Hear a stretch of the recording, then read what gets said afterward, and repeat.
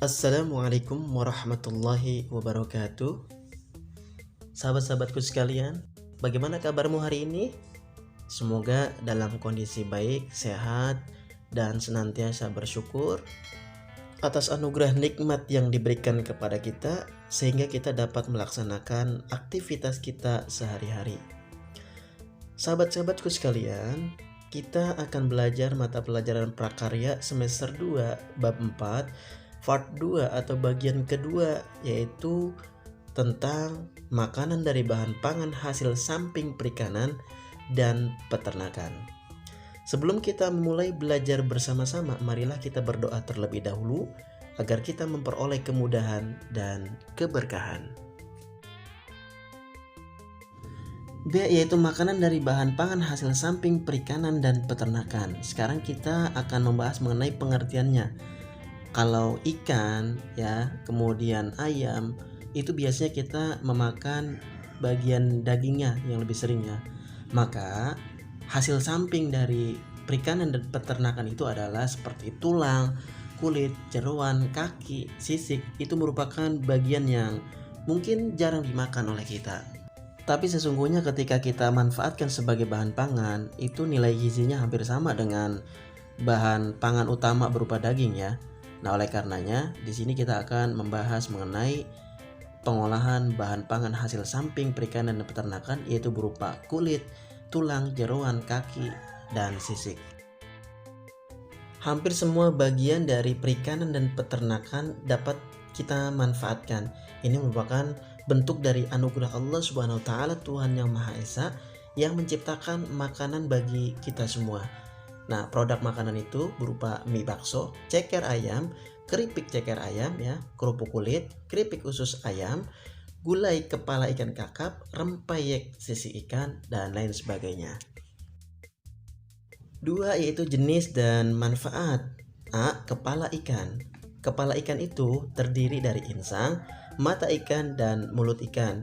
Yang kesemuanya itu dari kepala ikan itu maksudnya kita dapat olah menjadi gulai kepala ikan, sup kepala ikan ya, yang nutrisinya tidak jauh berbeda dengan daging ikan. B yaitu kulit. Ini merupakan bagian terluar dari daging yang fungsinya adalah sebagai alat perasa, pelindung jaringan di bawahnya, membentuk tubuh ya, kemudian mengatur suhu tubuh, lalu dia juga mengandung vitamin D. Kulit organ itu sebenarnya bagian yang paling berat ya. Namun nilai ekonominya juga tinggi, yaitu sekitar 59% dari seekor ternak. Pengolahan kulit yang paling sering yaitu berupa kerupuk kulit. C. Ceker ayam. Nah, ini ceker merupakan bagian dari kaki ayam yang tidak asing bagi kita ya. Dia memiliki gizi dan manfaat yang cukup banyak seperti protein, kolagen, zat kapur atau kalsium kartilago ya. Kemudian juga memiliki tulang lunak. Ketika dimasak, biasanya dia mengeluarkan cairan atau gel yang banyak mengandung gelatin yang sangat berfungsi untuk tubuh kita, seperti merawat kulit dan rambut, kemudian menjaga fungsi otak ya, menjaga atau mengatur kadar gula dalam darah. Itu fungsi gelatin sangat banyak sekali. Adapun untuk produk pangan yang dihasilkan dari ceker itu berupa keripik ceker ayam, bakso ceker ayam, sup ceker ayam. Berikutnya D yaitu tulang ikan. Nah, fungsi dari tulang ikan ini untuk mencegah osteoporosis supaya tulang kuat ya, memperkokoh tulang. Karena kandungan tulang ikan itu mengandung kalsium, fosfor, dan vitamin D. Pengolahannya yaitu dengan cara dikeringkan. Setelah kering lalu digiling tulang ikan tersebut menjadi tepung. Lalu setelah menjadi tepung, kita bikin cemilan berupa pangsit ikan, stik ikan, dan kerupuk. 3 yaitu teknik pengolahan makanan hasil samping dari bahan baku hasil perikanan dan peternakan. Ada 4 macam.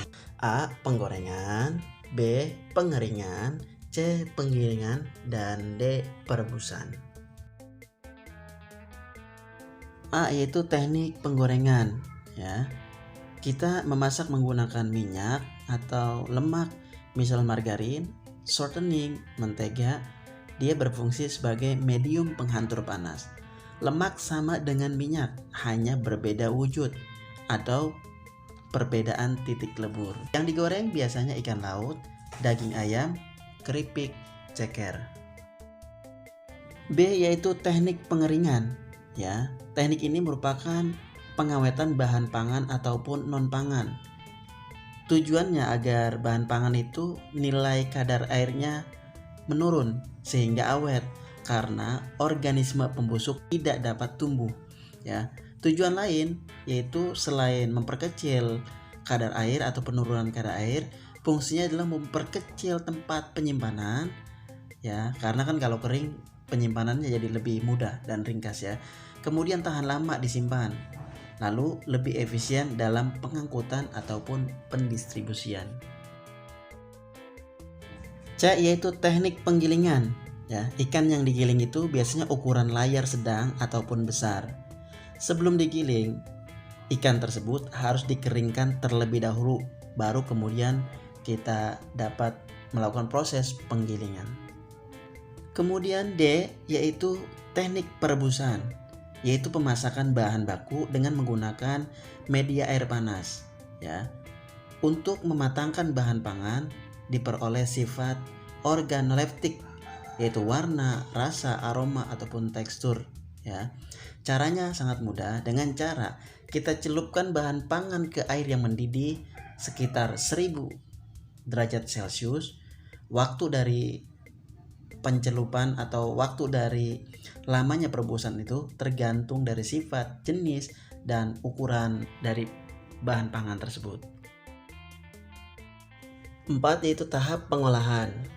Pada kali ini kita akan memilih bahan baku yaitu berupa tulang ikan yang akan kita olah menjadi kerupuk ikan. Tekniknya adalah dengan cara menggoreng. A. Perencanaan. Dalam tahapan perencanaan ini ada 5 tahapan yang harus kita lakukan. Yang pertama yaitu kita tentukan bagian apa untuk produk pangan yang kita akan olah dari perikanan. Misalnya tadi tulang ya, kita tentukan yaitu berupa tulang. 2. Susun rancangan produk yang akan dibuat. Kapan kita akan membuatnya, kita jadwalkan. 3. Kita tentukan alat dan bahannya. Kemudian yang keempat, jadwal pembuatannya kapan ya, harinya, tanggalnya gitu kan. Yang kelima adalah tentukan tugas tiap individu dari kelompok kita. Contoh, siapa yang membeli bahannya, siapa yang membawa alatnya ya. Kita tentukan job description-nya atau tugas-tugas masing individu. A yaitu identifikasi kebutuhan. Kita mengidentifikasi berupa kerupuk ikan itu merupakan salah satu makanan yang digemari di masyarakat kita dengan berbahan yaitu tulang ikan untuk dijadikan kerupuk. B. Ide dan gagasan. Kita membuat gagasannya ini adalah berupa kerupuk tulang ikan dengan kreasi sesuai dengan kita masing-masing. Berikut ini adalah bahan-bahan yang digunakan yaitu tepung kanji, tulang ikan, bawang merah, bawang putih, minyak goreng, merica bubuk, dan garam. Untuk alat-alatnya adalah diantaranya blender, wajan, baskom, spatula, serokan, panci, dan kompor. Untuk proses pembuatannya yaitu langkah pertama, awalnya tulang dan kepala lele dicuci sampai bersih, lalu kemudian direbus selama beberapa jam sampai tulang menjadi lunak. Yang kedua, setelah itu pada proses blender ini menjadi tahapan paling memakan waktu lama dibandingkan proses lainnya karena tekstur yang keras sehingga tidak mudah dihaluskan meski sudah direbus lama. Pemblenderan dilakukan sampai halus.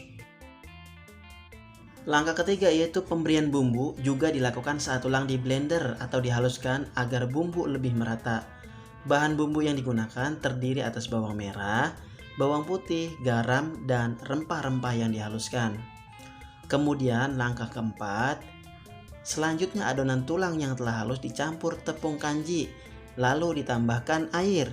Setelah itu diaduk sampai rata dan adonan dibuat gulungan.